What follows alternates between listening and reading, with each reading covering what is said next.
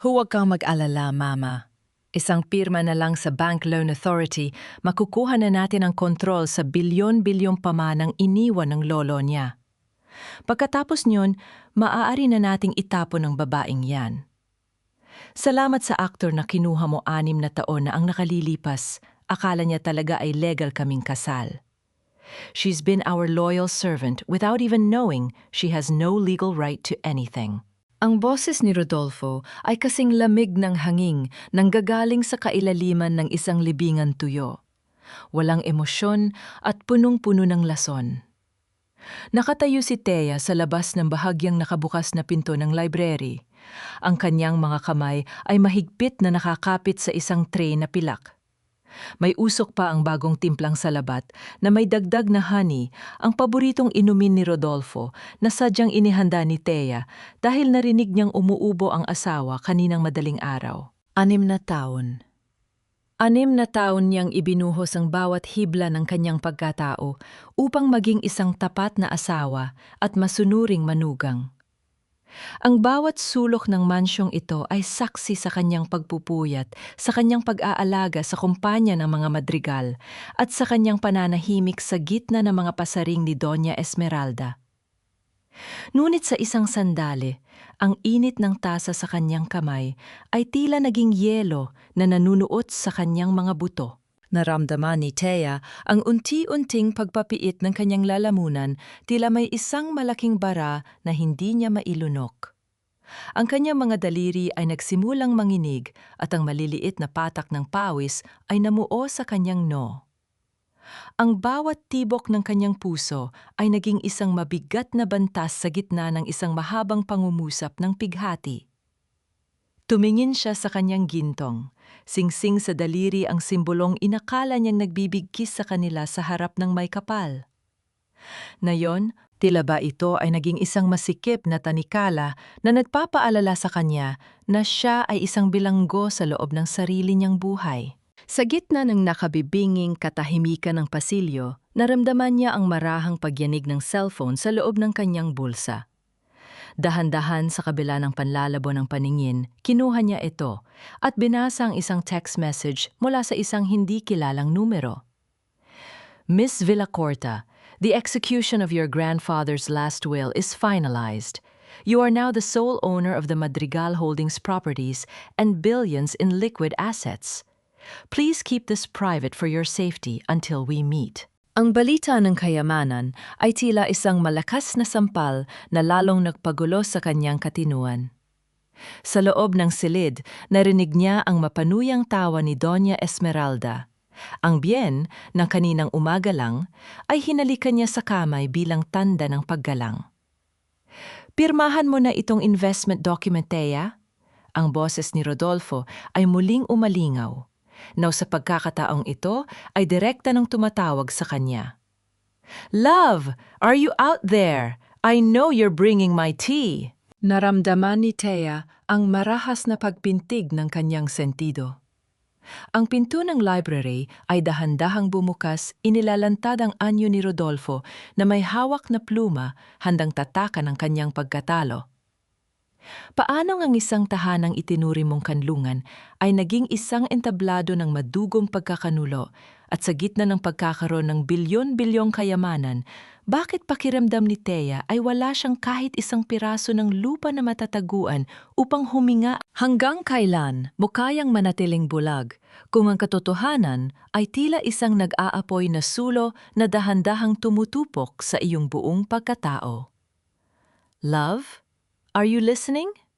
Sabi ko, Pir, mahan mo na itong documents. It's a bank authority para ma-manage natin properly ang funds para sa company expansion.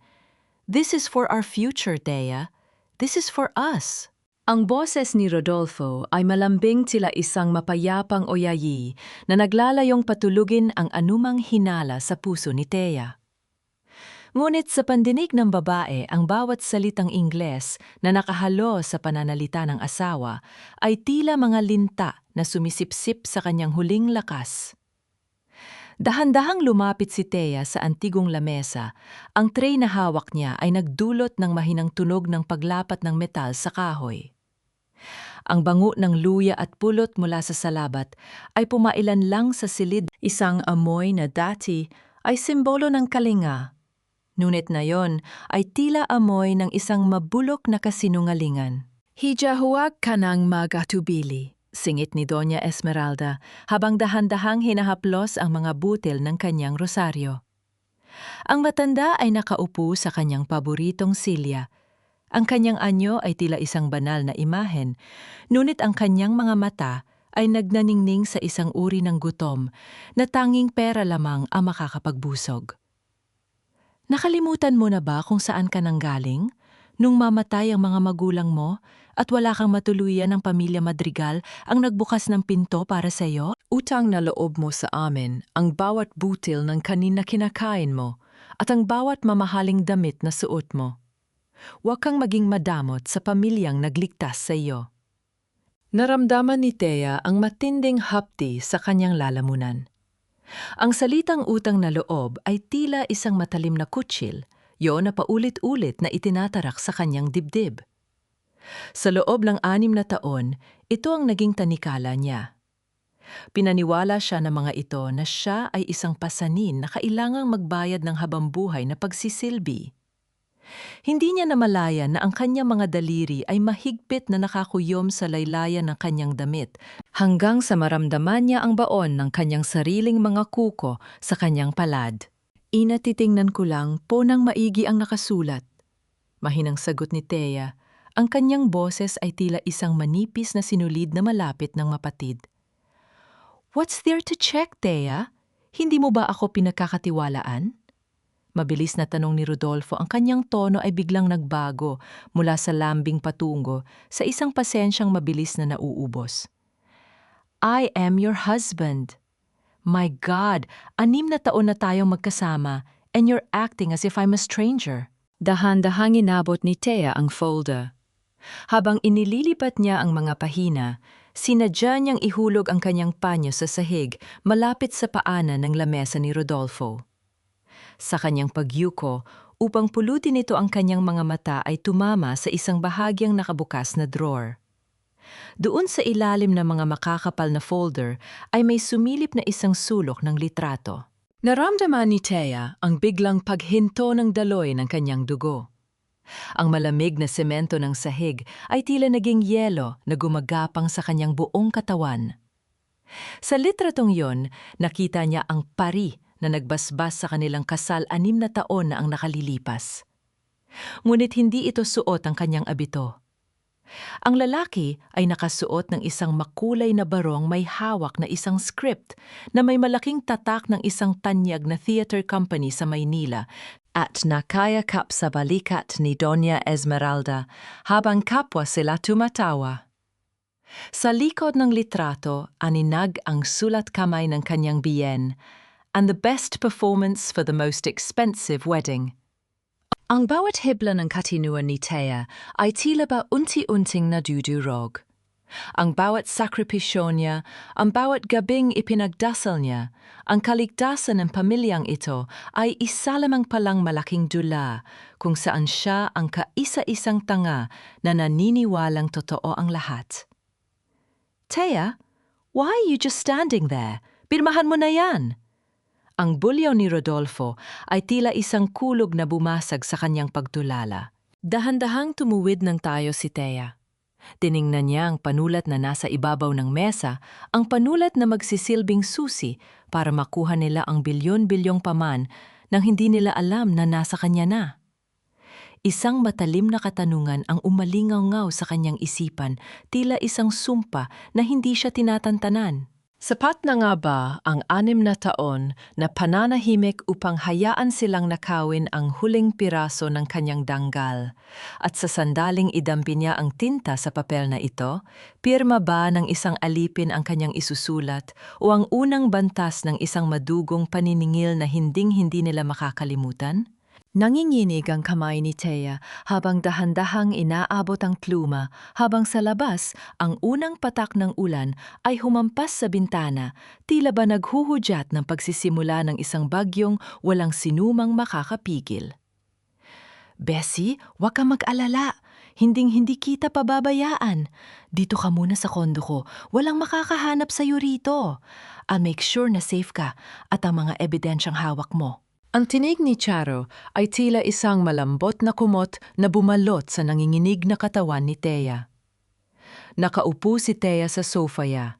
Kap ang kanyang mga binti, habang ang isang baso ng maligamgam na tubig ay dahan-dahang lumalamig sa kanyang mga palad. Kagagaling lang niya sa mansyon ng mga madrigal, isang madugong pagtakas mula sa library, kung saan muntik na siyang puwersahing pumirma ni Rodolfo. Sa lahat ng tao, si Charo ang kaisa-isang hininga ng katotohanan na natitira sa kanya. Sila ang magkasama mula pa nung kolehiyo, ang pinsang itinuring niyang higit pa sa tunay na kapatid. Ngunit sa kabila ng init ng tsa at ng mapayapang amoy ng lavender sa loob ng silid, may isang matalim na hapdi ang hindi maalis sa dibdib ni Thea. Naramdaman niya ang marahas na pagpintig ng kanyang puso. Tila ba may isang hindi nakikitang panganib na dahan-dahang gumagapang sa makinis na sahig ng apartment. Ang bawat salita ng pag-aalaga ni Charo ay tila may kasamang maliliit na tinik na hindi niya agad mapansin. Salamat, Charo. Akala ko talaga wala na akong matatakbuhan, mahinang bulong ni Thea. Inilapag niya ang baso sa lamesa. Kailangan kong maitago itong cellphone ko. Narito ang lahat ng ebidensya, ang usapan ni na Rodolfo at ang litrato ng aktor na nagpanggap na pare. Kapag nawala ito, wala na akong laban sa kanila. Of course, Bessie. Akin na muna itatago ko sa vault ko rito sa kwarto. Mas mabuti nang sigurado tayo, di ba? Ani Charo, habang dahan-dahang inilahad ang kanyang kamay. Ang kanyang mga mata ay nagnaningning sa ilalim ng liwanag ng bumbilya, isang kislap, na sa sobrang pagod ni Thea ay napagkamalan niyang pag-aalala. Naramdaman ni Thea ang biglang pagsikip ng kanyang lalamunan. Isang golden moment ang dumaan sa kanyang isipan, ang alaala ng isang lumang pulseras na gawa sa beads na ibinigay niya kay Charo noong mga bata pa sila, bilang simbolo ng walang hanggang katapatan. Tiningnan niya ang pulso ni Charo. Suot pa rin nito ang pulseras, ngunit ang mga beads ay kupas na at may mga lamat na tila ba simbolo ng kanilang pagkakaibigang dahan-dahan na ring nabubulok. Sa sandaling iyon, tumunog ang telepono ni Charo sa ibabaw ng lamesa. Isang mabilis na pag-vibrate na nagdulot ng isang matalim na kalansing sa katahimikan. Hindi sana ito papansinin ni Thea, ngunit ang screen ay umilaw at tumambad ang isang mensahe mula sa isang numerong walang pangalan, ngunit ang huling 4 na digit ay pamilyar na pamilyar sa kanya. Numero yon ni Doña Esmeralda. Nakuha mo na ba ang loob niya sigura? Duhin mong hindi siya makakaalis dyan. I'll send the payment now via online transfer. Don't fail me, Charo. Naramdaman ni Thea ang unti-unting pag-void ng kanyang paligid. Ang hangin sa loob ng kondo ay tila biglang naging yelo na sumakal sa kanyang mga baga. Ang hapdi ng pagkakanulo ay mas matindi pa sa sampal na inaasahan niya mula kay Esmeralda. Ang makita ang iyong kaisa-isang sandigan na binibenta ang iyong buhay para sa ilang pirasong pilak. Ang bawat hininga niya ay naging isang matalim na aspile na tumutusok sa kanyang katinuan. Dahan-dahang tumayo si Charo. Ang kanyang mukha ay biglang nagbago. Wala na ang mapagkunwaring lambot. Ang kanyang tindig ay naging matigas at ang kanyang mga mata ay nanliit. Tila ba isang mandaragit na nahanap na ang kanyang huli? Bessie, bakit ka tumitingin ng ganyan? Give me the phone, Thea. Para sa'yo rin ito. Ang boses ni Charo ay naging malamig at puno ng panunuring Taglish. Magkano, Charo? Ang tanong ni Thea ay isang mahinang bulong na tila galing sa ilalim ng lupa. Magkano ang halaga ng 6 na taon nating pagsasama? Magkano ang pambayad sa konsensya mo? Natahimik ang buong silid. Ang tanging naririnig ay ang mahinang ugong ng aircon na tila ba isang nagbabantay na halimaw sa gitna ng kadiliman. Sa labas, ang ulan ay lalong nagangalit humahampas sa mga binta ng salamin. Tila ba pilit na binabasag ang huling kuta ng pag-asa ni Thea. Sino pa ang matitirang kakampi kung ang bawat aninong sinusundan mo ay may hawak palang patalim na itatarak sa iyong likuran? At sa gitna ng pagkakanulong ito, meron pa kayang tinig na gigising sa iyo o hahayaan na lang ng tadhana na maging bahagi na lang siya ng mga bulong ng gabi. Isang malakas na katok ang bumasag sa tensyon ng silid. Hindi ito katok ng isang kaibigan. Ito ay ang mabigat at dominanteng katok ng mga tauhan ni Rodolfo na kanina pa pala naghihintay sa labas ng pinto. Ang bawat yabag ng sapatos sa labas ng pintong ito ay tila mga pako na isa-isang ibinabaon sa kabaong ng aking kalayaan. Inakala ko na ang pagtakas ay sapat na. Nungit, paano ka makakalayo kung ang mismong anino mo ay binenta na pala ang iyong kinaroroonan? Naramdaman ni Thea ang marahas na pag-uga ng pintuan ng kondo. Ang tunog ng pagkabali ng kahoy at ang pagpilit sa trangka ay hindi lamang ingay sa kanyang pandinig. Ito ay ang tunog ng mabilis na paglapit ng kanyang katapusan. Tiningnan niya si Charo, ang kaibigang 7 taon niyang katuwang sa bawat pait at tamis na ngayon ay tahimik na nakatayo sa isang sulok habang mahigpit na hawak ang kanyang bagong smartphone. Ang kislap ng screen nito ay tila isang nanunuyang mata na nagpapaalala kay Thea na ang katapatan ay mayroon na palang presyo sa moderno mundo. Charo, buksan mo ang pinto. Alam naming nandyan siya. Ang bulyaw ng isang lalaki mula sa labas. Ang boses ay pamilyar. Si Berto ang head security ng mga Madrigal na laging yumuyukod sa kanya tuwing dadaan siya sa gate. Ngunit ngayon, ang tinig nito ay puno ng pagmamataas at kawalan ng respeto. Dahan-dahang lumapit si Charo sa pinto. Nang lumingon siya kay Thea, wala nang bakas ng pagsisisi sa kanyang mga mata. Pasensya na, Bessie. Kailangan ko ring mabuhay. Ang bilyones mo ay hindi makakarating sa akin. Pero ang settlement ni Doña Esmeralda ay sapat na para mabura ang lahat ng utang ko sa credit card. Ang marahas na pagtulak sa pinto ay nagresulta sa pagpasok ng 3 malalaking lalaki. Mabilis nilang pinalibutan si Thea. Naramdaman ni Thea ang lamig ng pawis na gumagapang sa kanyang likuran. Ang bawat hininga niya ay may kasamang hapdi ng pagkatalo. Inabot ni Charo ang cellphone ni Thea kay Berto nang may kasamang matamis na ngiti, tila ba isang premyo na matagal na nilang inaasam. Take her back to the mansion. Si Rodolfo na ang bahala sa kanya. Utos ni Berto habang hinahawakan ang siko ni Thea nang may diin na nag-iwan ng paso sa kanyang balat. Ngunit bago pa sila makahakbang, palabas isang matalim at awtoritadong boses ang pumailan lang mula sa pasilyo. Isang boses na kasing lamig ng asero at kasing talim ng hiwa ng diamante. Bitawan niyo ang kliyente ko kung ayaw ninyong mabulok sa kulungan bago pa sumikat ang araw bukas. Lahat ay napatigil. Isang babaeng nakasuot ng plant, sadong itim na suit ang buhok, ay maayos na nakapusod at ang kanyang tindig ay tila isang toring, hindi kayang itumba ng kahit anong bagyo ang dahan-dahang pumasok sa silid. May hawak siyang isang asul na folder at isang tablet na nagniningning sa ilalim ng ilaw. Ito si Ate Ines. Ang amoy ng kanyang mamahaling pabango ay tila pinalis ang amoy ng pagkakanulo sa loob ng silid. Sino ka? This is private property, singal ni Berto. Ngunit bakas ang kaunting kaba sa kanyang tono.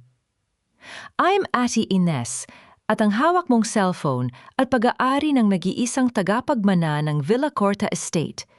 Any attempt to take her by force will be recorded as kidnapping and theft of highly sensitive financial data, ani Ines habang dahan-dahang iniaayos ang kanyang salamin.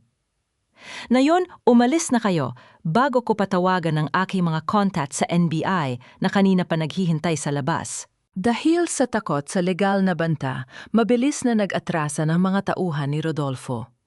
Naiwan si Charo na nakatayo sa gitna ng sala putlang-putla at tila nawala ng boses. Pagkaalis ng mga lalaki, lumapit si Ines kay Thea at kinuha ang folder sa ibabaw ng lamesa. Ang kanya mga mata ay nananatiling matalim, tila ba may binabasa sa kaibuturan ng kaluluwa ni Thea. Salamat. Salamat po sa pagliligtas sa akin. Bulong ni Thea habang ang mga luha niya ay dahan-dahang gumugulong sa kanyang maputlang pisingi. Paano niyo po nalaman na nandito ako? Hindi agad sumagot si Ines. Dahan-dahan niyang hinaplos ang gintong kwintas na suot ni Thea ang kaisa-isang hiyas na pamana ng kanyang ina. Isang kakaibang kislap ang dumaan sa mga mata ng abogada, isang kislap na hindi pagkakaawa ang ipinapahiwatig, kundi isang uri ng gutom na pamilyar kay Thea. Huwag kang masyadong magpasalamat, Thea. I'm not here to be a hero for free, bulong ni Ines habang inilalapit ang kanyang muka sa tenga ni Thea. Ang kanyang boses ay naging mas malamig at puno ng panunuri. I know about the billions. I know about your grandfather's secret accounts. At narito ako dahil gaya ni Rodolfo, gusto ko rin ng bahagi sa kayamanang yan. I am not just a lawyer, Thea. I want a piece of that billions too. And believe me, You'd rather have me as your partner than your enemy. naramdaman ni Thea ang biglang paghinto ng kanyang puso. Ang kalayang inakala niyang nakuha na ay isa lamang palang paglipat mula sa isang kulungan patungo sa isang mas marang yang bitag.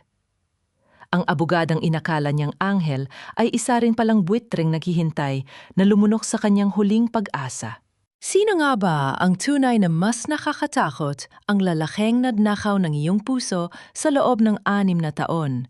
O ang babaeng may hawak ng batas na handang ubusin ang iyong kinabukasan sa loob ng isang gabi? Ang sakit na nararamdaman ko ay hindi na nanggagaling sa mga pako ng pagkakanulo, kundi sa katotohanang, kahit ang kakarampot na danggal na itinitira ko para sa aking sarili, ay dahan-dahan niyo ring ninanakaw. Nakatayo si Thea sa gitna ng marang, yang master bedroom, ang silid na 6 na taon niyang pinanatiling malines at mabango para sa pag-uwi ni Rodolfo.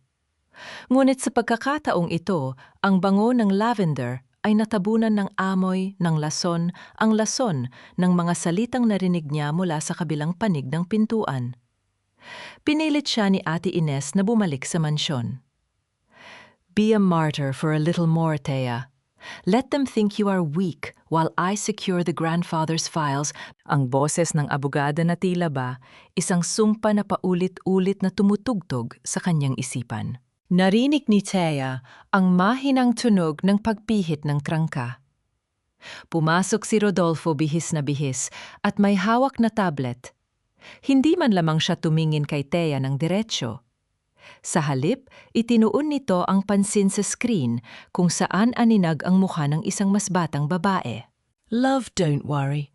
Malapit na tayong magkasama rito sa mansyon. I'm just fixing some paperwork with Thea. Isang pirma na lang niya and then the billions will be ours. After that, wala na makakapigil sa atin.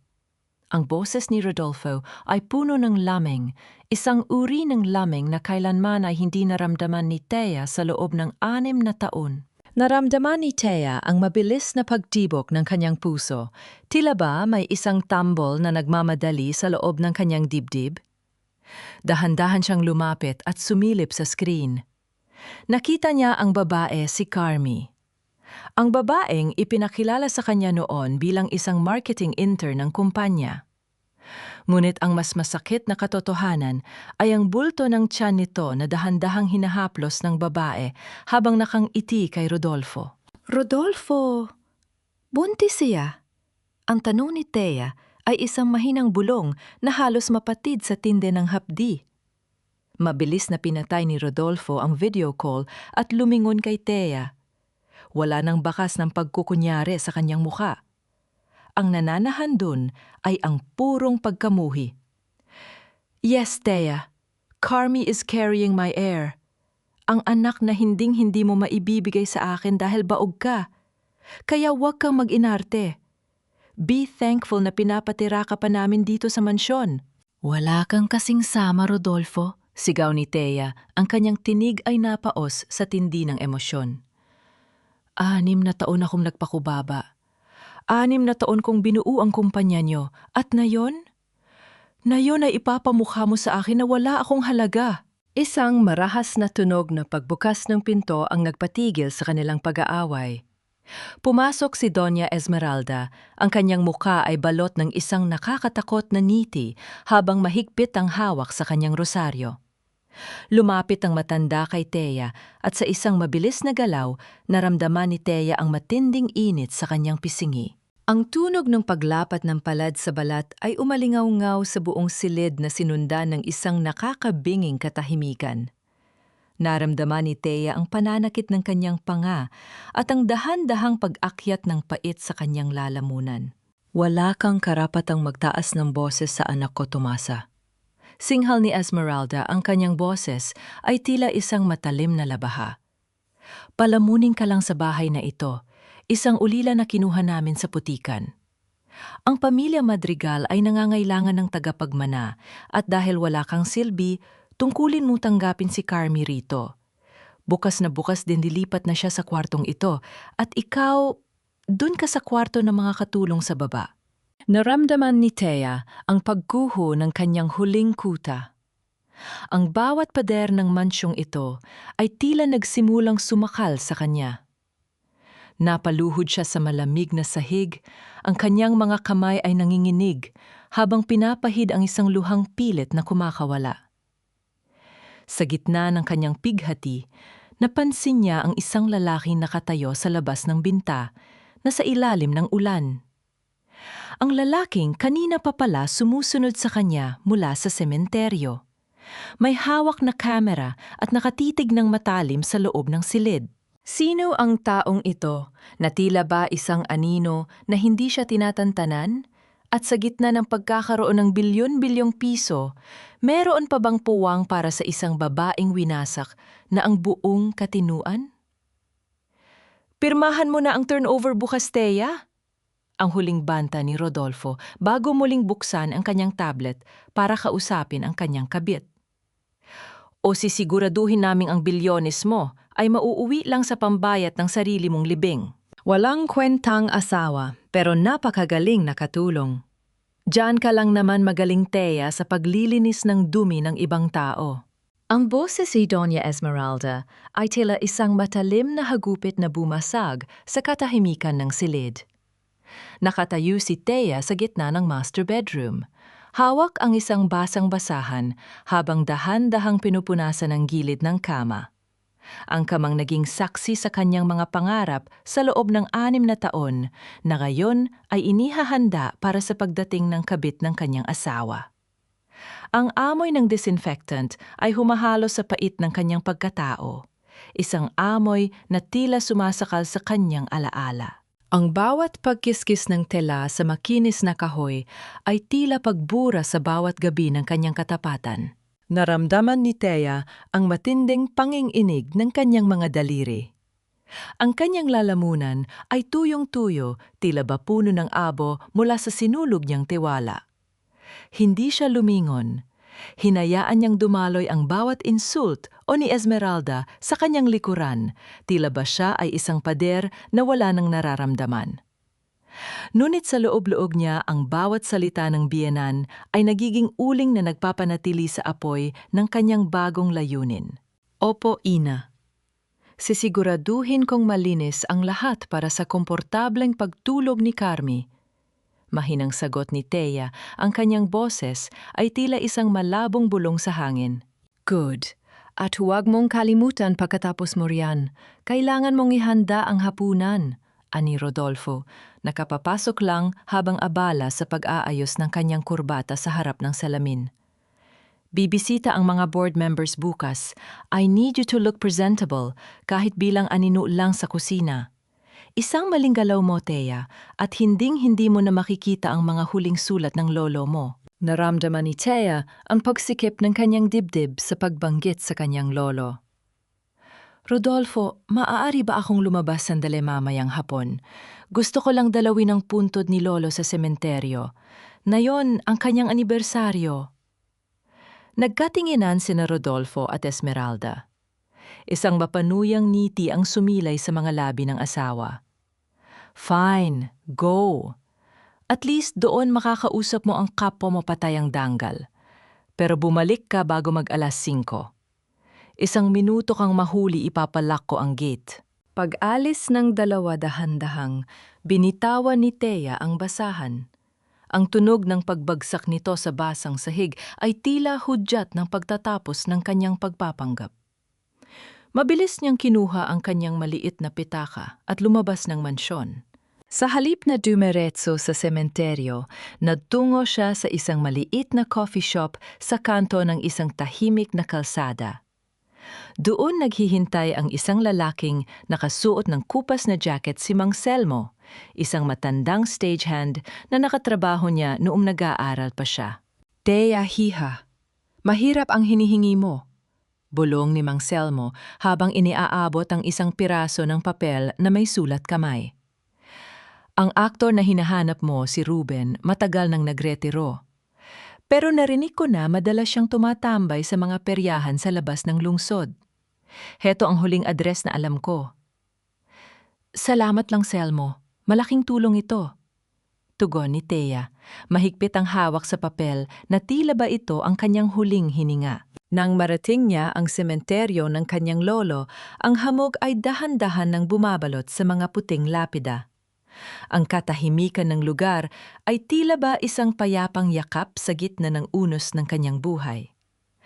Dahan-dahang lumuhod si Thea sa harap ng marmol na puntod. Hinaplos ang pangalan ng lolo na tanging nagmahal sa kanya ng tunay. "Lolo, gabayan niyo po ako," pabulong niyang dalangin habang ang mga luha ay nagsisimulang pumatak sa madamong lupa. "Ngayon ko lang naintindihan ang sinabi niyo noon na ang tunay na kayamanan ay hindi nasa bangko, kundi nasa tapang na itama ang mali." Ngunit sa gitna ng kanyang pag-iisa, naramdaman ni Thea ang isang matinding kilabot. Ang tunog ng pagtapak sa mga tuyong dahon mula sa likuran ng isang malaking puno ng nara ay bumasag sa katahimikan. Hindi ito tunog ng hangin. Ito ay tunog ng mabibigat at maingat na hakbang ng isang tao. Mabilis na lumingon si Thea. Sa anino ng mga nagtataas ang puno, nakita niya ang pamilyar na bulto ng lalaking nakaitim na jacket. Hawak nito ang camera na kanina pa nakatutok sa kanya. Sa pagkakataong ito, hindi ito nagtago. Dahan-dahan itong humakbang palabas sa liwanag ng papalubog na araw, inilalantad ang isang mukhang puno ng mga galos at mga matang kasing lamig ng semento. Napatigil ang mundo ni Thea. Ang kaba sa kanyang dibdib ay tila isang tambol na nagmamadali patungo sa isang panganib na hindi niya mapatakasan. Sino ang lalaking ito na tila ba anino ng kanyang nakaraan na ayaw siyang tantanan? At sa gitna ng libingan ng kanyang kaisa-isang kakampi, ito na ba ang magiging huling hantungan ng kanyang lihim na investigasyon? Ang cliffhanger, habang paatras na humahakbang si Thea, naramdaman niya ang isang malamig na dulo ng bakal na idinampi sa kanyang likuran. Isang boses na galing sa anino ang bumulong sa kanyang tenga. "Huwag kang sisigaw, Miss Villacorta. May mensahe ang lolo mo para sa iyo." Ang bawat patak ng luha ko kanina sa sementeryo ay tila naging mga bubog na ngayon ay humihiwa sa aking puso. Akala ko sa gitna ng mundong puno ng mga lobo, meron akong isang tupa na masasandalan. Pero mali ako. Ang tupang inakala kong magtatanggol sa akin ay siya palang asong ulol na handang kagatin ang aking leeg para sa ilang pirasong pilak. Nakatago si Thea sa likod ng isang malaking haliging marmol sa loob ng isang marangyang restaurant sa Makati. Ang bango ng mamahaling steak at alak sa paligid ay tila nagiging amoy ng nabubulok na pagkakanulo sa kanyang pangamoy. Sinunod niya ang mungkahi ni Ate Ines na manmanan si Charo pagkatapos ng kanilang pagkikita sa sementeryo.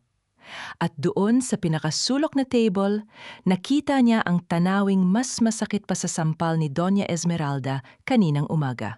Si Charo ang matalik niyang kaibigan na pinagkatiwalaan niya ng kanyang mga pangarap at maging ng password ng kanyang cloud storage ay masayang tumatawa habang kausap ang biyenan ni Thea. Ang bawat hagihik ni Charo ay tila isang matalim na kutsilyong bumabaon sa dibdib ni Thea. "Madam Esmeralda, don't worry. Uto-uto talaga si Thea. Akala niya talaga ay kinukuha ko ang mga files sa cloud para i-backup for her. She has no idea na bura na ang lahat ng yon sa system niya. Ani Charo, habang humihigop ng mamahaling wine. Good. You did a great job, Charo. Hindi ko hahayaang magamit ng ulilang yan ang kahit anong ebidensya laban sa anak ko, sagot ni Esmeralda nang may mapang-uyam ng ngiti. O heto ang paunang bayad para sa katapatan mo. Mas malaki pa ang matatanggap mo kapag nakuha mo na ang orihinal na testamento mula sa vault ng lolo niya. Inabot ni Esmeralda ang isang makapal na envelope. Nakita ni Thea kung paano kinuha ni Charo ang pera ng may kasakiman. Sa kanyang mga mata ang parehong mga mata na umiyak kasama niya noong mamatay ang kanyang lolo. Ang tunog ng paglapat ng envelope sa lamesa ay tila tunog ng isang kabaong na isinasara para sa kanilang pagkakaibigan. Naramdaman ni Thea ang matinding panginginig ng kanyang buong katawan. Ang kanyang lalamunan ay tuyong-tuyo at ang bawat tibok ng kanyang puso ay tila isang pagsabog ng galit at pighati. Gusto niyang sumugod. Gusto niyang isampal sa mukha ni Charo ang lahat ng kabutihang ginawa niya rito. Ang pagpapaaral niya sa kapatid nito, ang pagbabayad niya sa mga utang nito, at ang pagturing niya rito na higit pa sa tunay na kadugo. But madam, paano kung malaman ni Ate Ines mukhang matalino ang abogadang yon? Tanong ni Charo bakas ang kaunting kaba sa boses. Hayaan mo ang abogadang yan. Pera lang ang katapat ng lahat ng tao, Charo. At ang pamilya Madrigal ay may sapat na yaman para bilhin pati ang katarungan. Mayabang na tugon ni Esmeralda.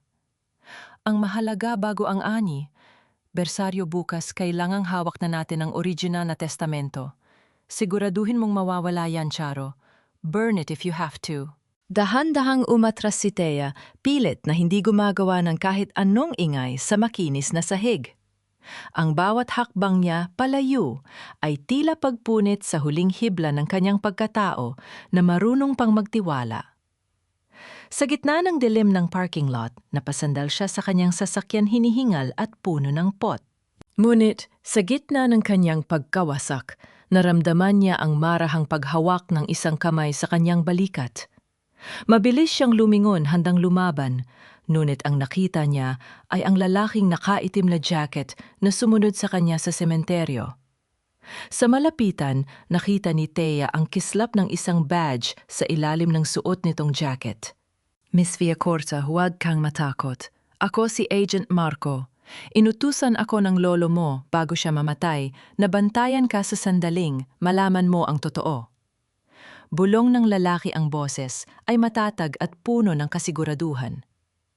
Hawak ko ang original na testamento pero kailangan nating kumilos ng mabilis.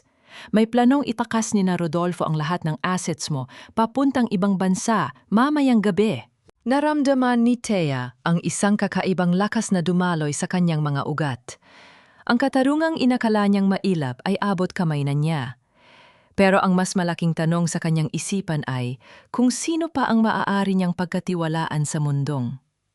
Ang bawat ngiti ay may katumbas na presyo. Paano mo haharapin ang bukas kung ang lahat ng taong nakapaligid sa iyo ay may kani-kanyang patalim na nakatutok sa iyong likuran? At sa sandaling bumukas ang tabing ng katotohanan, sino ang matitirang nakatayo sa entablado ng pagkakanulo? Ang cliffhanger, habang nag-uusap sila ni Agent Marco, tumunog ang telepong o ni Thea. Isang video message ang pumasok mula sa isang hindi kilalang numero. Ang video ay kuha sa loob ng nursery ng mansyon, kung saan si Carmi ay dahan-dahang naglalagay ng lason sa isang bote ng gatas, habang si Rodolfo ay nakangiting nanonood sa background. Ang gatas na dapat ay simbolo ng buhay at pagkalinga ay naging instrumento pala ng inyong kamatayan. Rodolfo, gaano mo ba talaga kamahal ang ginto para handa mong diligan ng dugo ang aking huling hininga? Nakatayo si Thea sa bungad ng nursery room. Ang kanyang paghinga ay mabilis at mabigat. Tila ba kakatapos lang niyang tumakbo sa isang marathon ng pighati. Ang amoy ng baby powder at lavender na dati ay nagpapakalma sa kanya, na yon ay tila ba amoy ng isang bitayan. Nakita niya si Carmi na nakaupo sa tabi ng kuna nang ing-inig ang mga kamay habang hawak ang bote ng gatas na kanina lang ay nakita ni Thea sa video message. Ang liwanag mula sa maliit na nightlight ay nagbibigay ng mahahaba at nakakatakot na anino sa pader, tila mga multong nag-aabang sa susunod na mangyayari. Naramdaman ni Thea ang panunuyo ng kanyang lalamunan. Ang bawat hakbang niya sa makinis na sahig ay nagdulot ng mahinang tunog, isang marahang pagtama ng sapatos sa kahoy na tila babawat tibok ng orasan patungo sa panganib. "Carmi, ibaba mo ang boteng yan." Ang boses ni Thea ay matatag, nuwit may bahid ng pait. "Nakita ko ang video. Alam ko kung anong ipinapagawa sa iyo ni Rodolfo." Napaangat ng tingin si Carmi. Ang kanyang mga mata ay namumula at punong-puno ng takot. Sa isang iglap, binitiwan niya ang bote at hinayaan itong gumulong sa sahig dahilan upang kumalat ang puting likido sa marmol. Walang tunog ng pagkabasag, tanging ang mahinang pag-agos ng gatas na tila ba isang luhang puti na dumudungis sa katinuan ng silid. "Hindi ko kaya, Thea. I'm so sorry," hikbi ni Carmi habang dahan-dahang lumuluhod sa harap ni Thea. "Inakala ko na kapag nakuha ko si Rodolfo, magiging masaya na ako. Pero nalaman ko ang totoo kagabi. Pinaplano niya na kapag nakuha na niya ang manamo, tatanggalin din niya ako. Hindi niya mahal ang anak ko.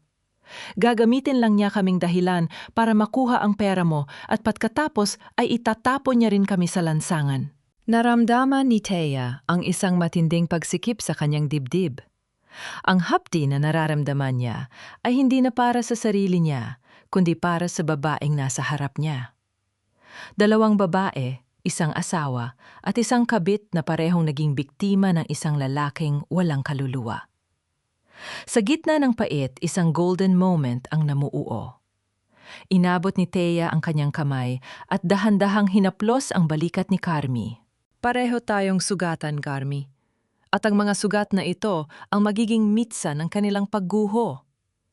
Bulong ni Thea, ang kanyang tinig ay puno ng isang bagong uri ng lakas. Tumayo si Carmi at mabilis na kinapkap ang kanyang bulsa. Inabot niya kay Thea ang isang maliit na flash drive na nagniningning sa ilalim ng ilaw. "Nasa loob nito ang lahat. Ang boses ni Madam Esmeralda, ang mga transaksyon sa bayarang aktor at ang plano nila para sa iyo bukas sa gabi ng anibersaryo. Thea, hindi lang nila gustong manakaw ang mana mo. Gusto nilang mawala ka ng tuluyan." Nang makaalis si Carmi upang magkunwaring walang nangyari, dinala ni Thea ang flash drive sa kanyang silid. Ang bawat segundo ay tila isang pako na itinutusok sa kanyang katinuan habang hinihintay niya mag-load ang files sa kanyang laptop. Nang magsimulang tumugtog ang recording, naramdaman ni Thea ang matinding panlalamig ng kanyang dugo. "Siguraduhin mong sa gabi ng ani, bersaryo mangyayari ang lahat, Rodolfo." Ang boses ni Doña Esmeralda ay malinaw at kasing lamig ng bakal. "Kailangang magmukhang aksidente. Isang malinis na pagkamatay para sa isang napakalinis na inheritance. At huwag mo kakalimutan ang special witness natin. Siya ang magpapatunay na nawala si Thea dahil sa sarili niyang kapabayaan." "Don't worry, Ma. Everything is set. After tomorrow, the Villacorta name will be buried and only the Madrigal gold will remain." Sagot ni Rodolfo nang may kasamang malutong na tawa. Naramdaman ni Thea ang marahas na pang-ininig ng kanyang mga kamay. Ang bawat hibla ng kanyang pag-ibig sa loob ng 6 na taon ay tuluyan ng naging abo. Ngunit sa dulo ng recording, isang pamilyar na pangalan ang nabanggit na nagpabilis sa tibok ng kanyang puso. Isang pangalang hinding-hindi niya inakalang magiging bahagi ng planong pumatay sa kanya. Sino ang taong tinutukoy nilang special witness na handang sumaksi sa kanyang pagkamatay? At sapat na ba ang ebidensyang hawak niya upang pigilan ang isang anibersaryong inihanda bilang kanyang sariling libing? Ang katahimikan sa loob ng kwarto ay binuwag na mahinang tunog ng pagpihit ng trangka ng kanyang pinto mula sa labas. Isang anino ang dahan-dahang sumisilip sa siwang, dala ang isang banta na hindi na niya kayang takasan. Ang bawat patak ng dugo na dumadaloy sa ating mga ugat ay dapat sanang maging buklod ng pagmamahalan. Ngunit sa harap ng bilyon-bilyong piso ang dugo ay nagiging tila tinta na lamang na ginagamit sa pagsulat ng isang madugong kasunduan.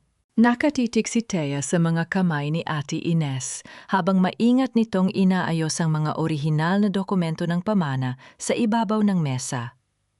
Ang paraan ng paghaplos ng kanyang tita sa mga papel ay may kakaibang diin, tila ba bawat pahina ay isang piraso ng ginto na ayaw na niyang bitawan.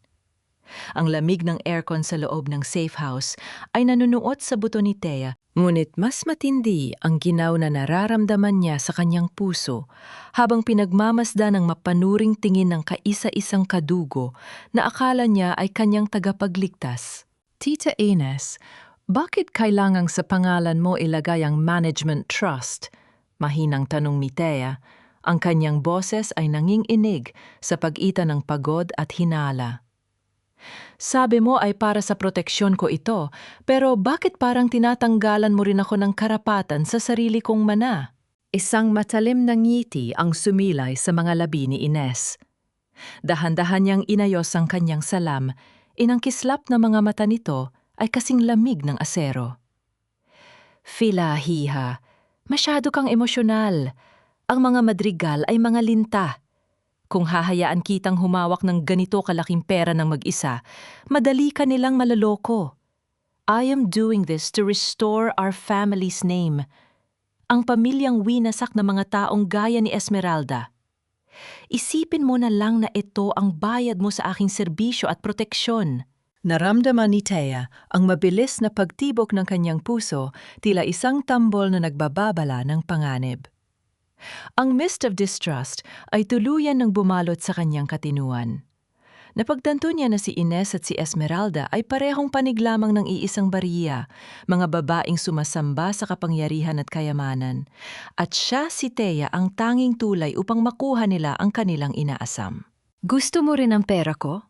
Bulong ni Thea, at sa pagkakataong ito, wala nang luha sa kanyang mga mata, tanging ang malangig na apoy ng katotohanan. Hindi na nakasagot si Ines dahil isang malakas na tunog ng pagkabasag ng salamin ang umalingaw-ngaw mula sa ibaba.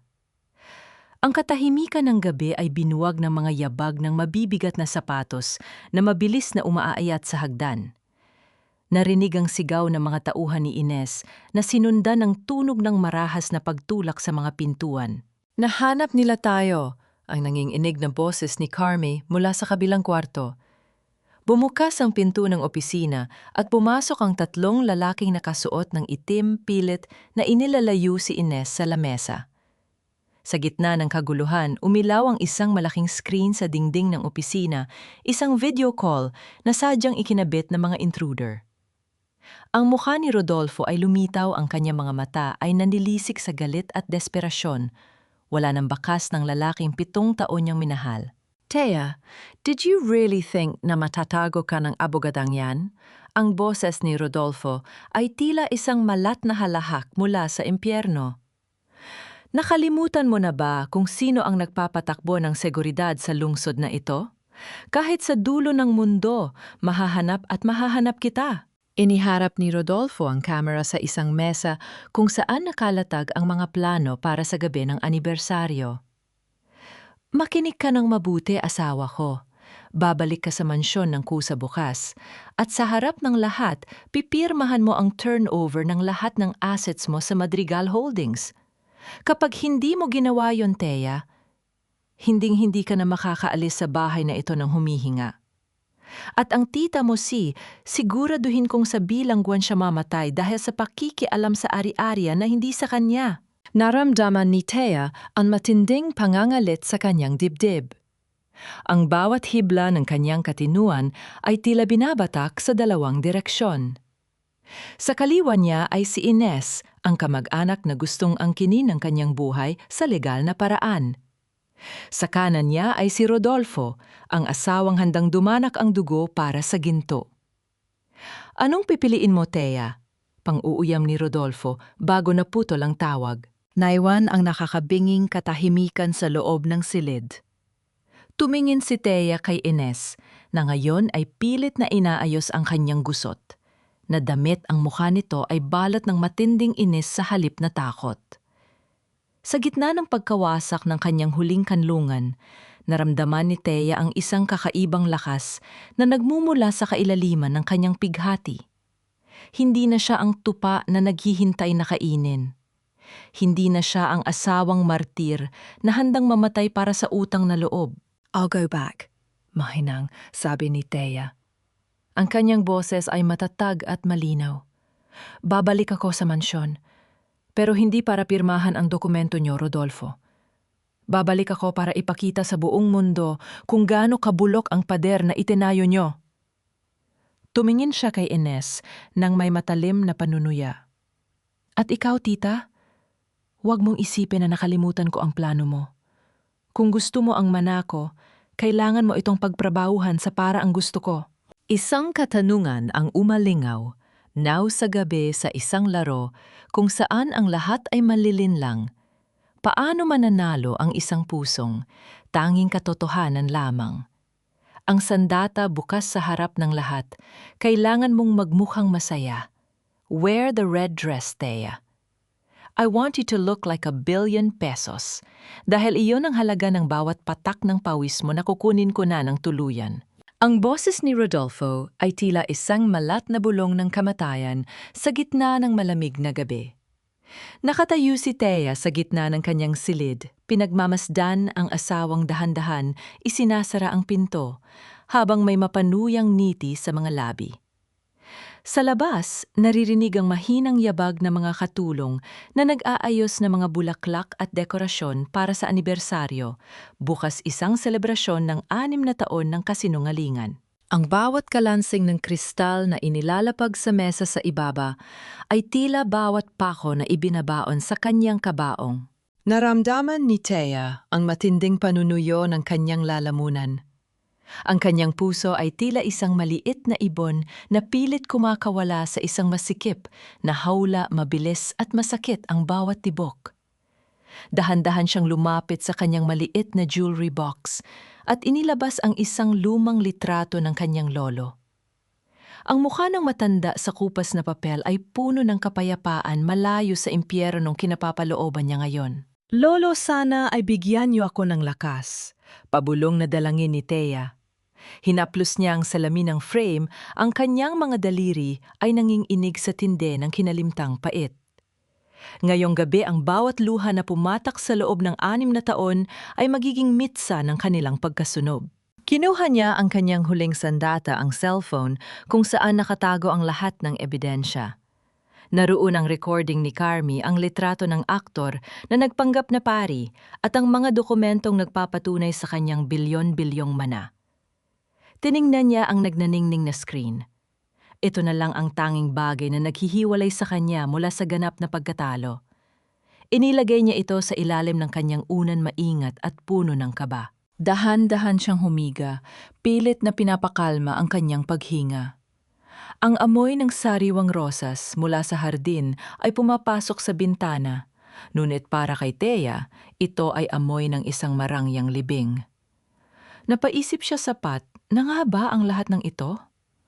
Paano kung sa huling sandali ay muling manaig ang kasamaan ni Doña Esmeralda? Bakit tila ang katarungan ay laging humihingi ng dugong pambayad bago ito tuluyang magliwanag? Ang tanong na yon ay umalingaw-ngaw sa kanyang isipan habang pinagmamasdan ang mahahabang anino ng mga puno sa pader. Ilang oras ang lumipas sa gitna ng nakabibinging katahimikan. Nagising si Thea sa isang mahinang tunog, ang tunog ng dahan-dahang pag-urong ng tela sa sahig. Ang kanyang mga mata ay mabilis na bumukas.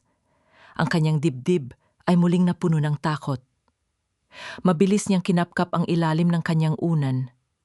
Wala roon ang kanyang cellphone.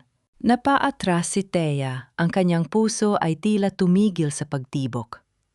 Sa dilim ng silid, nakita niya ang pinto na bahagyang nakabukas. Inilalantad ang isang aninong, mabilis na naglalakad palayo sa pasilyo. Ito na ba ang katapusan ng kanyang plano bago pa man ito magsimula? At kung nawala na ang tanging hawak niyang katotohanan, paano pa niya haharapin ang bukas na walang bitbit na kahit anong pananggalang? Mabilis na tumayo si Thea. Ang kanyang mga paa ay malamig sa pagtapak sa sahig, habang ang bawat segundo ay tila isang habulan sa pagitan ng kanyang buhay at ng tuluyang pagkawasak.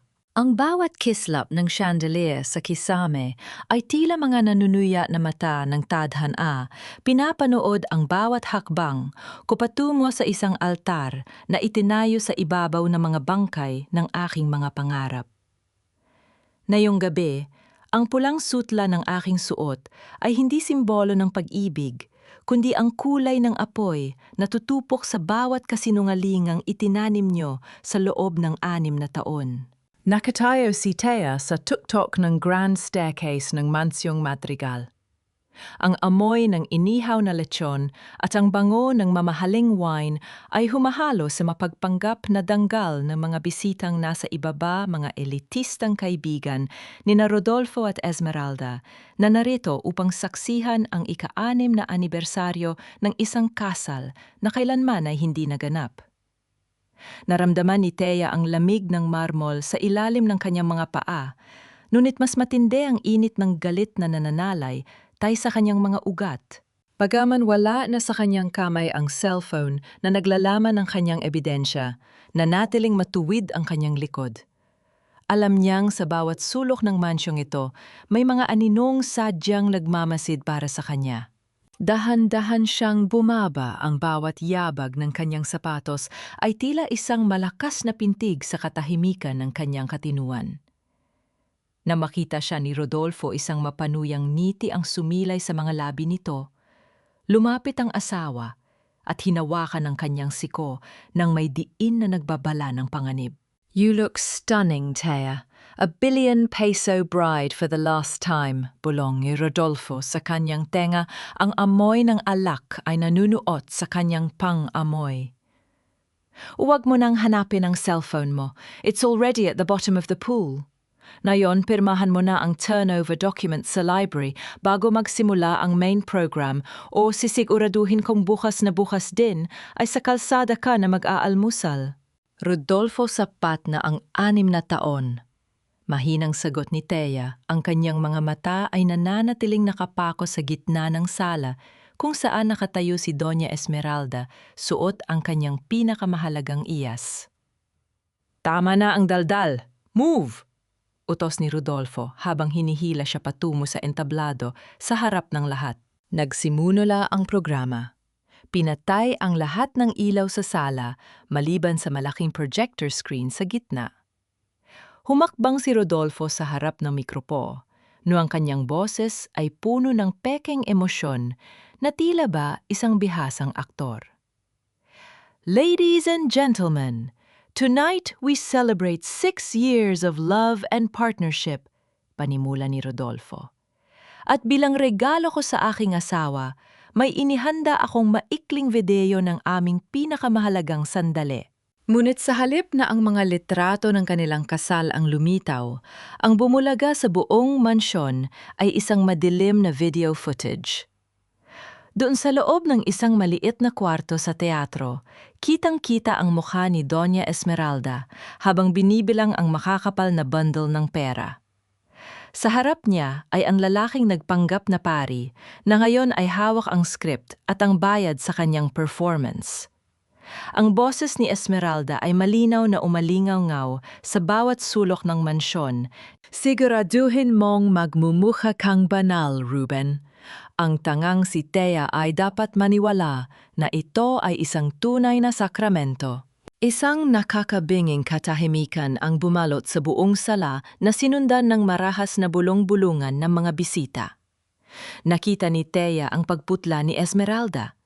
Ang matanda ay dahan-dahang napasandal sa isang haligi, habang hawak ang kanyang dibdib, ang kanyang mga mata ay nanlalaki sa tindi ng kahihiyan. Si Rodolfo naman ay napatigil sa harap ng mikropo, o ang kanyang panga ay nanigas habang nakatingin sa screen na tila ba nakakita ng sarili niyang hatol. "Hindi niyo nakuha ang cellphone ko." Ang boses ni Thea ay pumaylan lang sa gitna ng kaguluhan. Matatag na siyang humakbang pasulong, inilalabas ang orihinal na dokumento ng mana na ibinigay sa kanya ni Agent Marco. Ang kinuha niyo ay ang decoy lamang. Sapagat 6 na taon niyo akong ginawang alipin ng inyong kasakiman, ngunit na yung gabi, ang bawat sentimong ninakaw niyo sa pawis ko ay magsisilbing rehas na magkukulong sa inyo. Sa gitna ng tensyon ng malaking pinto ng mansyon ay marahas na bumukas. Ang tunog ng mabibigat na bota na humahampas sa sahig ay tila isang malakas na kulog na nagpatahimik sa lahat. Pumasok ang isang pangkat ng mga pulis at ahente ng NBI sa pangunguna ni Agent Marco.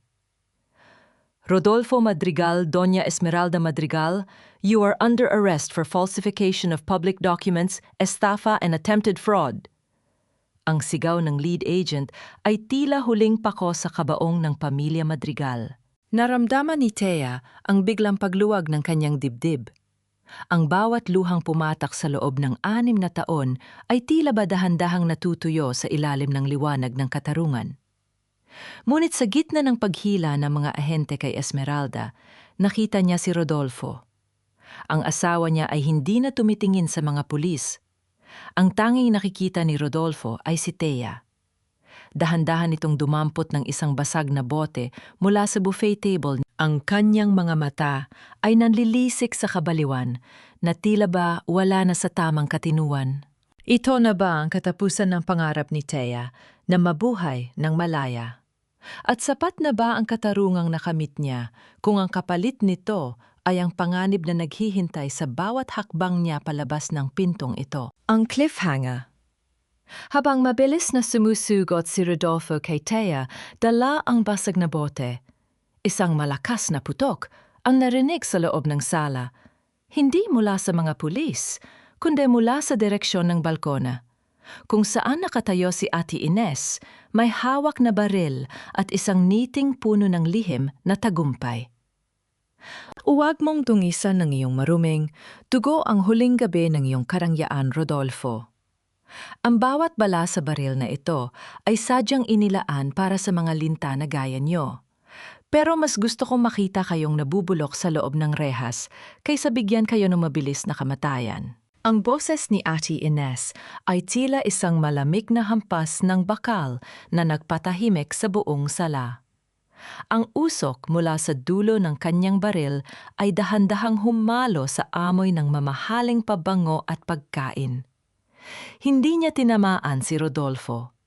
Ang bala ay tumama sa basag na buting hawak nito dahilan upang tumalsik ang mga piraso ng kristal sa sahig na parang mga luhang hindi na kayang pigilan. Ang tunog ng pagtama ng metal sa semento ay naging hudyat para sa mga ahente ng NBI na tuluyan ng dambahin at idikdik sa sahig ang asawa ni Thea. Naramdaman ni Thea ang matinding panginginig ng kanyang mga tuhod, ngunit pilit siyang nanatiling nakatayo. Pinagmasdan niya si Rodolfo na ngayon ay nakadapa sa malamig na marmol, habang ang kanyang mga kamay ay marahas na ipinipihit sa likuran para pusasan. Ang tuksido nito na kanina ay simbolo ng kapangyarihan, na yon ay gusot-gusot at puno ng dumi, isang refleksyon ng kanyang tunay na pagkatao. Thea, tulungan mo ako, love, please. Sabihin mo sa kanila na nagkakamali lang sila. Ang desperadong pagsusumamo ni Rodolfo, ang kanyang boses ay basag at punong-puno ng takot. Everything I did it for us, para sa pamilya natin. Ang pamilyang sinasabi mo ay isang malaking kasinungalingan, Rodolfo. Ang malamig na sagot ni Thea. Dahan-dahan niyang hinubad ang kanyang singsing at hinayaang mahulog ito sa tabi ng mukha ni Rodolfo na nasa sahig. Saksi ang bawat pader ng mansyong ito sa 6 na taon ng aking pagtitiis. Ngayong gabi, ang tanging katotohanang natitira ay ito, hindi kita asawa at hindi kita pamilya. Isa ka lang magnanakaw na nahuli sa sarili mong bitag. Sa kabilang bahagi ng sala, si Doña Esmeralda ay tila ba naging isang estatwa ng kahihiyan. Ang mga bisitang kanina lamang ay humahanga sa kanyang mga iyas, ay ngayon ay abala sa pagkuha ng video at pagbulong-bulong ng mga salitang humihiwa sa kanyang natitirang danggal. Ang hiya na bumalot sa matanda ay mas matindi pa sa bigat na mga posas na inilagay sa kanyang nang inginig na mga kamay. Ladies and gentlemen, ang malakas na boses ni Agent Marco ay pumailanlang sa gitna ng kaguluhan. Narito rin ang taong magpapatunay sa pinakamalaking panloloko sa kasaysayan ng pamilya Madrigal. Dinala sa gitna ng sala ang isang lalaking nakasuot ng kupas na barong si Ruben, ang aktor na gumanap na pari 6 na taon na ang nakalipas. Sa harap ng mga kamera ng media na kanina pa kumukuha ng bawat detalye, dahan-dahan itong tumungo bilang tanda ng pagsisisi. Opo, binayaran po ako ni Madam Esmeralda.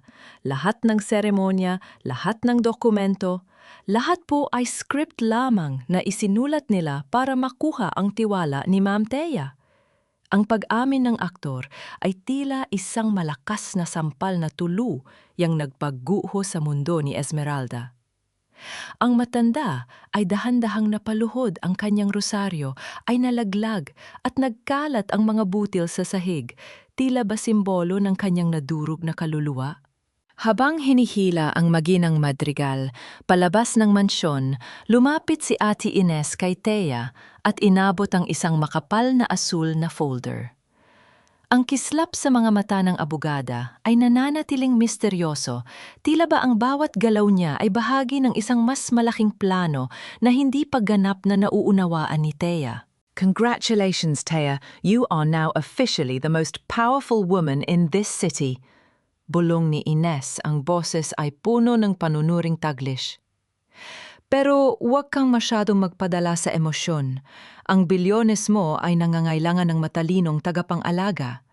At gaya ng napag-usapan natin, I expect my share for saving your life tonight. Naramdaman ni Thea ang muling pagsikip ng kanyang dibdib. Ang tagumpay na kanina ay kay tamis ngayon ay tila may kasamang pait ng panibagong panganib.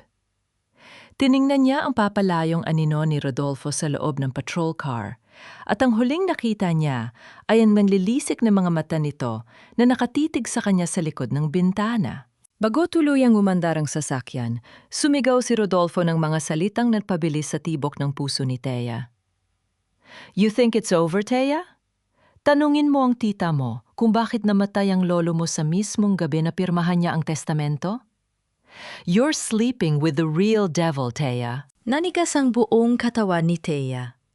Ang malamig na hanging gabi ay humampas sa kanyang muka, dala ang amoy ng paparating na unos. Dahan-dahan niyang nilingon si Ate Ines na ngayon ay tahimik na nagliligpit ng kanyang baril sa loob ng kanyang handbag. Ang mukha nito ay balot ng isang nakakatakot na katahimikan. Sino nga ba ang tunay na kakampi sa mundong ito ng mga manlilinlang at sa gitna ng pagkakaroon ng bilyon-bilyong piso, meron pa bang puwang para sa isang bagong simula na hindi nabahira ng dugo ng nakaraan? Ang laya ay hindi laging matamis, kung minsan ito ay may lasa ng abo ng mga pangarap na sadyang kailangang sunugin upang makakita ng bagong bukang liwayway. Ang bawat kumpas ng aking panulat sa papel na ito ay tila isang malakas na hudyat ng pagputol sa isang masikip na tanikala na 6 na taon kong kinaladkad ng may pait at pagtitiis. Nakatayo si Thea sa gitna ng library, ang silid na naging saksi sa kanyang pagpupuyat, sa kanyang pag-aayos ng mga audit na nagligtas sa kumpanya at sa kanyang mga luhang sadyang hindi binitawan sa harap ng iba. Hawak niya ang pluma. Ang dulo nito ay dahan-dahang gumuguhit ng kanyang huling pirma sa mga dokumentong formal na nagdedeklarang ang kanyang kasal kay Rodolfo ay isang malaking kahangalan na wala sa ilalim ng batas. Ang tunay na annulment ay hindi na kailangan dahil sa simula pa lang wala namang naganap na kasalan. Ngunit kailangan niyang tatakan ang bawat pahina para sa kanyang legal na seguridad. Nararamdaman ni Thea ang biglang paggaan ng kanyang dibdib. Ang bawat letra ng kanyang pangalan ay tila isang malakas na sigaw ng paglaya na umalingaw-ngaw sa katahimikan ng silid. Ramdam niya ang mabilis na tibok ng kanyang puso, hindi dahil sa takot, kundi dahil sa pananabik na makalabas sa kalsadang matagal nang ipinagkait sa kanya. Finally, you are no longer a madrigal, Thea. Ang malamig na tinig ni Ate Ines ay pumailan lang mula sa gilid. Nakatayo ang abogada sa tabi ng binta, amaengat na tinitingnan ang bawat pahinang pinirmahan ni Thea. Ngayong tapos na tayo sa legalities ng kasal mo, kailangan na nating ayusin ang management trust para sa billions mo. Mas mabuti kung sa pangalan ko muna ilalagay ang control habang inaayos pa natin ang liquidation ng assets ni na Rodolfo. Napatigil si Thea. Ang huling salita ni Rodolfo sa loob ng patrol car ay tila mga bubuyog na muling nagkakagulo sa kanyang isipan. Dahan-dahan niyang nilingon ang kanyang tita pilit na hinahanap ang katotohanan sa likod ng mga mata nitong kasing tigas ng asero. Tita Ines, bakit kailangang sa pangalan niyo ilagay ang lahat? Mahinang tanong ni Thea. Ang kanyang boses ay tila isang manipis na sinulid na malapit ng mapatid. Sabi niyo ay para sa proteksyon ko ito. Pero bakit pakiramdam ko ay isa lang din akong bilanggo sa ilalim ng inyong mga kamay? Isang matalim na ngiti ang sumilay sa mga labi ni Ines. Inayos niya ang kanyang salamin, ang kislap ng mga mata nito ay nanatiling misteryoso. Filahiha, masyado kang mapaginala. I saved your life tonight, didn't I? Ang pamilyang Madrigal ay mga linta. I'm just making sure na walang matitira sa kanila. Now let's go downstairs. I want you to see the final act of their downfall. Bumaba sila sa sala. Doon nakita ni Thea si Doña Esmeralda. Ang babaeng dati ay tila isang reyna na nakaupo sa kanyang trono, ay ngayon ay nakasalampak na sa malamig na marmol na sahig pinaliligiran ng mga ahente ng NBI.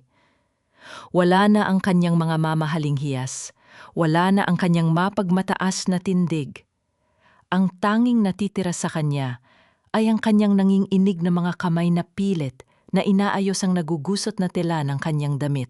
Lumapit si Thea at tumigil sa harap ng kanyang biyenan.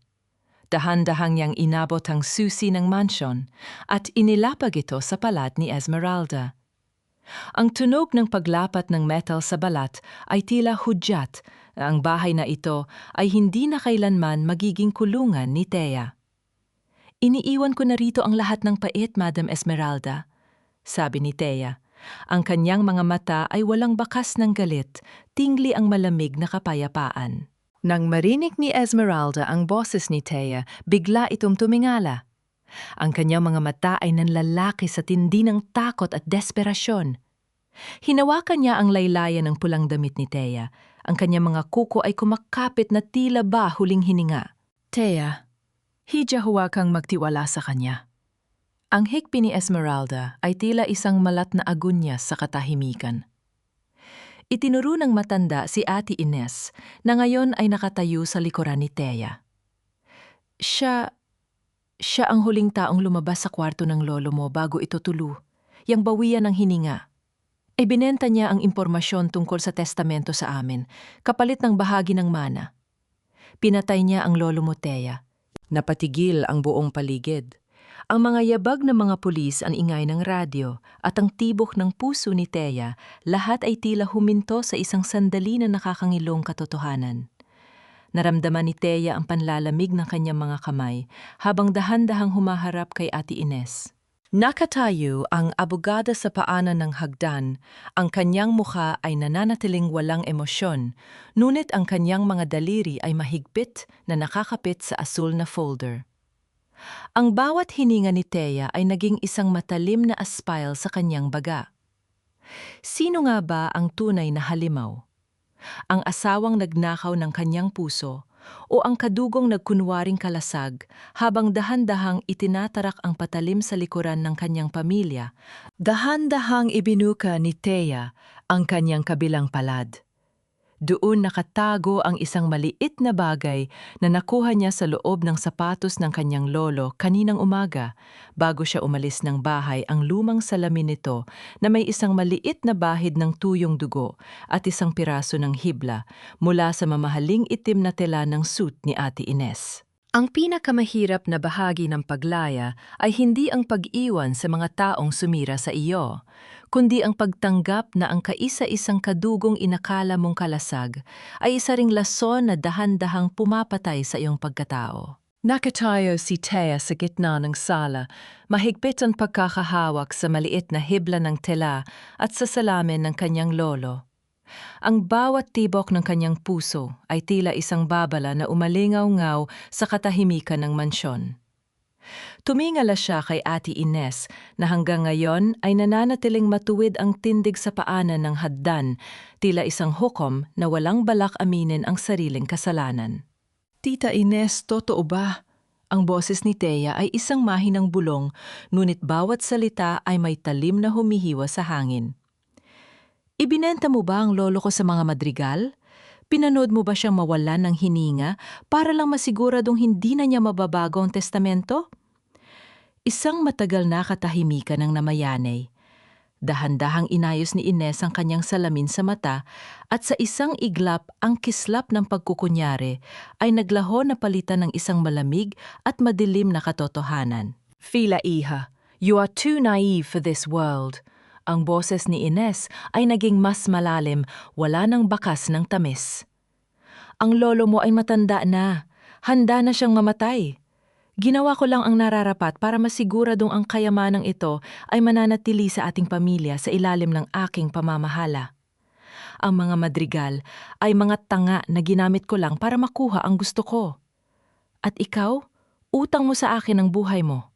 Naramdaman ni Thea ang matinding asidong lasa sa kanyang lalamunan. Sa unang pagkakataon sa loob ng 6 na taon, naramdaman niya ang ganap na pagkaputol ng lahat ng tanikala. Inilabas niya ang kanyang tablet at mabilis na nag-type sa accounting portal ng Madrigal Holdings na siya mismo ang bumuo. Mali ka, tita. Hindi mo ako hawak, sabi ni Thea. Ang kanyang tinig ay matatag at puno ng otoridad. The moment na pumasok ang NBI rito, na-activate ko na ang breach of trust clause sa testamento ni Lolo. Dahil sa napatunayang pandaraya at ang hinala ng foul play sa kanyang kamatayan, ang lahat ng pondo ay otomatikong ililipat sa isang irrevocable charitable foundation. Wala kang makukuha ni isang sentimo. Nakita ni Thea ang pagguho ng muka ni Ines. Ang abogadang akala ay kontrolado ang lahat ay biglang naging isang maliit na anino sa gitna ng sala. Sa labas ng mansyon, ang ulan ay tumigil na inilalantad ang unang sinag ng bukang liwayway. Lumabas si Thea ng mansyon nang hindi lumilingon. Sa labas nakita niya si Basilia na isinasakay na sa patrol car. Sa tindi ng desperasyon, nadulas ang matanda at napaluhod sa putika ng hardin. Ang marangyang biyanan ay ngayon ay duguduguan ng tuhod at basang-basa ng dumi, umiiyak at humihingi ng tawad sa hangin. Walang lumingon sa kanya. Ang lahat ng karangyaan ay naglaho, na naiwan ng purong kahihiyan. 6 na buwan ang mabilis na lumipas. Ang dating mansyong Madrigal ay wala na. Ang mga pader nito ay pinatibay at ang paligid ay puno na ng mga bintanang malalawak, hinahayaang pumasok ang liwanag at hangin. Isang malaking signboard ang nakasabit sa tapat ng gate. Tahanan ni Thea, sentro ng pag-asa at legal na sandigan ng kababaihan. Nakatayo si Thea sa garden, pinagmamasdan ng mga kababaihang nahanap ang kanilang bagong simula sa loob ng sentro. Lumapit si Carmi, pitpit ang kanyang malusog na sanggol. Ang mukha ni Carmi ay wala na, ang bakas ng takot. Mayroon na itong kislap ng isang inang nahanap ang kanyang sariling danggal. Ate Thea, ready na po ang lahat para sa graduation ng unang batch ng aming accounting workshop. Nakangiting sabi ni Carmi. Salamat, Carmi. Susunod na ako. Tugon ni Thea habang hinahaplos ang maliit na kamay ng bata. Kasama rin dun si Charo. Pagkatapos magsilbi ng kanyang community service at makipagtulungan sa pulisya laban kay Ines, tinanggap siya ni Thea bilang volunteer. Sila ay magkaibigan pa rin, ngunit sa pagkakataong ito, ang kanilang ugnayan ay hindi na binuo sa utang na loob, kundi sa katotohanan at pagkakapantay-pantay. Huminga ng malalim si Thea, ang sariwang hangin ay tila humahaplos sa kanyang kaluluwa. Ang bilyon-bilyong piso ay hindi na numero lamang sa screen. Ito ay naging mga pagkakataon, mga gamot, at mga sandata para sa mga inapi. Nahanap na niya ang ganap na paghilom. Ngunit sa gitna ng selebrasyon, isang itim na sasakyan ang huminto sa tapat ng gate. Isang lalaking nakasuot ng pormal na uniporme ang bumaba. Ang kanyang muka ay seryoso at may hawak siyang isang maliit na kahon na yari sa nara. Dahan-dahan itong lumapit kay Thea. Ang bawat hakbang nito sa damuhan ay nagdulot ng isang kakaibang pintig sa dibdib ni Thea. Ma'am Teofila Madrigal Villacorta, ako po ang messenger mula sa National Archives. Ang mahinang boses ng lalaki ay tila isang tinig mula sa kanyang pagkabata. May iniwan pong huling bili ng lolo nyo bago siya dinala sa ospital. Sabi niya ibigay ko lang daw ito sa inyo kapag ang lahat ng lobo ay wala na sa paningin nyo. Inabot ng lalaki ang kahon. Naramdaman ni Thea ang lamig ng kahoy sa kanyang palad. Sa loob nito, nahanap niya ang isang lumang pocket watch at isang liham na may sulat kamay ng kanyang lolo. Isang liham na nagsasabing hindi pa tapos ang revelasyon tungkol sa kanyang tunay na pagkakakailanlan. Ano ang lihim na itinago ng kanyang lolo na mas mahalaga pa sa bilyon-bilyong piso? At ang katotohanan bang nasa loob ng kahong ito ang magbibigay sa kanya ng ganap na kapayapaan? O magbubukas ito ng isang bagong sugat na hindi niya inaasahan? Tumingin si Thea sa langit kung saan dahan-dahan nang lumulubog ang araw na bibigay ng kulay ginto sa buong sentro. Sa bawat ihip ng hangin, tila naririnig niya ang bulong ng kanyang lolo. Ang paglaya ay simula pa lamang anak. Ngayon alamin mo kung sino ka talaga. Ang bawat kalawang sa lock ng lumang kahon na ito ay tila mga peklat ng panahong nagkubli sa katotohanan. Ngunit sa ilalim ng bawat mansa ay may nakatagong liwanag na sadyang inilaan para sa sandaling ako ay handa na. Hindi pala ang bilyon-bilyong piso ang tunay na kayamanan, kundi ang kalayang malaman kung sino ka talaga sa gitna ng mundong puno ng pagkukunyari. Nakatayo si Thea sa gitna ng kanyang opisina sa tahanan ni Thea. Ang sikat ng hapon ay tumatagos sa malaking bintana, nagbibigay ng kulay ginto sa bawat sulok ng silid. Inilapag niya ang maliit na kahong nar sa ibabaw ng lamesa. Ang nanginginig niyang mga daliri ay dahan-dahang humaplos sa malamig at magaspang na kahoy. Naramdaman niya ang presensya ng kanyang lolo. Tila ba nakatayo ito sa kanyang tabi at hinihintay ang pinana revelasyon. Gamit ang isang maliit na kasangkapan, maingat niyang pinihit ang matandang lock. Ang dahan-dahang pag-angat ng takip ng kahon ay lumika ng isang mabigat na pakiramdam sa katahimikan ng silid. Walang kislap ng ginto, walang makakapal na bundle ng pera. Ang bumulaga sa kanya ay isang lumang panyo na may burdang inisyal, isang maliit na voice recorder at isang salansa na mga dokumentong mukhang galing sa isang lumang archive ng munisipyo. Pinindot ni Thea ang play button sa recorder. Isang malat at pagod na boses ang pumailan lang ang boses ng kanyang lolo na huling narinig niya bago ang lahat ng trahedyang ito. Fila anak, kung naririnig mo ito, ibig sabihin ay wala na ang mga linta sa paligid mo. Panimula ng matanda sa recording. Alam ko ang ginagawa ni Basilia, at alam ko rin na si Ines ay dahan-dahang nilalamon ang sarili niyang ambisyon. Sadyang hinayaan ko silang maniwala na ikaw ay isang ulilang. Pinulot ko lamang upang ilitaw ang kanilang tunay na kulay. Ngunit ang katotohanan, Fila, ay ikaw ang aking tunay na kadugo. Ikaw ang anak ng aking kaisa-isang anak na si Aurora, na itinago ko para sa iyong kaligtasan. Ang lahat ng kayamanang ito ay hindi sa akin, kundi sa iyo mula pa sa simula.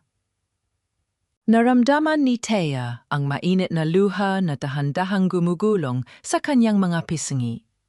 Hindi ito luha ng pait, kundi luha ng isang anak na sa wakas ay naintindihan ng lalim ng pagprotektang ginawa ng kanyang lolo. Ang bilyones na pinag-awayan ni na Rodolfo at Ines ay isa palang matalinong painisang bitag para sa mga sakim, habang ang tunay na yaman ay ang kanyang pagkakakilanlan. Ngunit bago pa matapos ang recording, narinig ni Thea ang mabilis na yabag ng mga sapatos sa pasilyo. Ang tunog ng marahas na pagbukas ng pinto ay bumasag sa katahimikan. Pumasok si Ate Ines, gusot-gusot ang damit at puno ng desperasyon ang mga mata. Ibigay mo sa akin ang kahon na yan, Thea. Hindi mo pwedeng makuha ang lahat. I sacrificed my life for that. Matanda ako, ang dapat na pumanaw na mayaman. Tumayo si Thea nang matuwid, hawak ang voice recorder na patuloy pang umiikot. The sacrifice you're talking about, Tita, was a crime. Narinig mo ba? My grandfather knew everything. Kinuha ko na rin ang mga orihinal na birth records dito sa kahon. You are not just a trustee, Ines. You are a fraud who tried to kill her own kin. You have no proof, bulyaw ni Ines, habang dahan-dahang lumalapit ang kanyang mga kamay ay nanginginig sa galit. Actually, I have more than enough. Malamig na tugon ni Thea. Sa likuran ni Ines, lumitaw si Agent Marco kasama ang 2 pulis. Ang tunog ng malamig na bakal ng posas na inihahanda ay tila ba huling bantas sa usapan. Dinala ko ang NBI rito bago pa man dumating ang messenger. Gusto kong ikaw mismo ang makarinig ng sarili mong hatol. Habang hinihila si Ines palabas, naramdaman ni Thea ang ganap na katahimikan sa kanyang puso. Ang anino ng nakaraan ay tuluyan ng pinalis ng katotohanan. Ate Thea, hinihintay ka na po ng mga bata sa baba para sa garden blessing. Ang malambing na boses ni Carmi mula sa pinto ay nagpabalik sa katinuan ni Thea. Ngumiti si Thea at dahan-dahang isinara ang kahon. Tiningnan niya ang pocket watch ng kanyang lolo. Susunod na ako, Carmi. Panahon na para itanim ang mga bagong binhi. Habang naglalakad siya, pababa ang bawat hakbang niya sa hagdan ay tila ba paglipad. Wala na ang bigat. Wala na ang takot. Ang dating mansyong puno ng lason ay isa na ngayong santuwaryo ng pag-asa. Paano mo haharapin ang bukas kung ang bawat taong akala mo ay kakampi ay naging kaaway? Sa kaso ni Thea, ang sagot ay simple. Sa pamamagitan ng pagiging sarili niyang bayani. Ang cliffhanger habang nagdarasal ang lahat sa garden, isang matandang babae ang huminto sa tapat ng gate ng sentro. Nakasuot ito ng kupas na belo at nang iangat nito ang kanyang muka, nakita ni Thea ang isang lunal sa pisini na kaparehong-kapareho ng sa kanyang lolo. Isang babaeng matagal nang inakalang patay ng lahat. Ang bawat paglubog ng araw sa pampang ng ating mga pangarap ay hindi hudyat ng dilim, kundi isang paanyaya na magpahinga at maghanda para sa isang mas maliwanag na bukang liwayway. 1 taon na ang nakalipas mula nung gumuho ang pader ng mga kasinungalingan sa Mansyong Madrigal. Ngunit sa bawat segundo ng katahimikang tinatamasa ko ngayon, ramdam ko ang tunay na tibok ng aking malayang puso. Nakatayo si Thea sa malawak na beranda ng tahanan ni Thea. Ang kusaling ito na dati ay simbolo ng kanyang pagiging alipin ay isa na ngayong santuwaryo ng liwanag. Ang amoy ng sariwang lupa mula sa garden at ang bango ng mga namumukadkad na sampagwita ay humahalo sa malamig na simoy ng hangin. Wala na ang mga gwardiyang may baril, wala na ang bulyaw ni Doña Esmeralda. Ang tanging maririnig ay ang masayang tawanan ng mga kababaihang nag-aaral ng bagong kabuhayan sa silong ng bahay. Dahan-dahang lumapit ang matandang babaeng nakatayo sa gate kanina. Siya si Aurora, ang tunay na ina ni Thea na inakalang pumanaw, ngunit itinago lamang ng kanyang lolo sa isang malayong kumbento upang iligtas mula sa lason ni na Ines at Basilia. Nang magtagpo ang kanilang mga mata, naramdaman ni Thea ang isang matinding init na dumaloy sa kanyang buong pagkatao, isang uri ng paghilom na hindi kayang bayaran ng kahit ilang bilyong piso. Hija, ang ganda ng ginawa mo sa bahay na ito, mahinang sabi ni Aurora habang hinahaplos ang pisingi ng anak. Your grandfather always knew that you have the heart of a queen. Isang reynang marunong magmahal at marunong lumaban. Numiti si Thea, isang niting nanggagaling sa kailaliman ng kanyang malayang kaluluwa. Tumingin siya sa dako ni na Carmi at Agent Marco na masayang nag-uusap sa garden. Si Carmi ay isa na ngayon sa mga pinagkakatiwalaang katuwang ni Thea sa pagpapatakbo ng sentro, habang si Marco naman ang nananatiling sandigan niya sa usaping seguridad. Nahanap na ni Thea ang ganap na kapatawaran. Pinatawad na niya si Rodolfo at Esmeralda hindi dahil karapat-dapat sila, kundi dahil ayaw na niyang dalhin ang bigat ng put sa kanyang bagong buhay. Ang mag-inang Madrigal at si Ate Ines ay kasalukuyan ang nagsisilbi ng kanilang hatol sa likod ng rehas, kung saan ang tanging kayamanan nila ay ang mga anino ng kanilang sariling kasalanan. "Ano ang natutunan mo sa lahat ng ito, Thea?" tanong ni Aurora, habang pinagmamasdan ng papalubog na araw. Tumingin si Thea sa malayo, kung saan ang langit ay naglalaro sa kulay lila at ginto. Natutunan ko na ang tunay na pamana ay hindi nakasulat sa mga dokumento ng bangko. Ang tunay na kayamanan ay ang katotohanan kung sino ka at ang tapang na gamitin ang iyong boses para sa mga taong hindi pa makapagsalita. Ang pag-ibig ay hindi dapat maging tanikala, kundi pakpak na magdadala sa iyo patungo sa iyong tunay na tahanan. Huminga ng malalim si Thea, ninanamnam ang bawat hininga ng kalayaan. Sa wakas, ang Teodora Villacorta na pumasok sa mansyong ito bilang isang biktima ay tumatayo na ngayon bilang isang tagapagtanggol. Wala na ang takot, wala na ang pait. Tanging ang pag-asa na kasing ningning ng unang bituin sa langit ang nananatili sa kanyang puso. Dahan-dahang isinara ni Thea ang pinto ng kanyang opisina.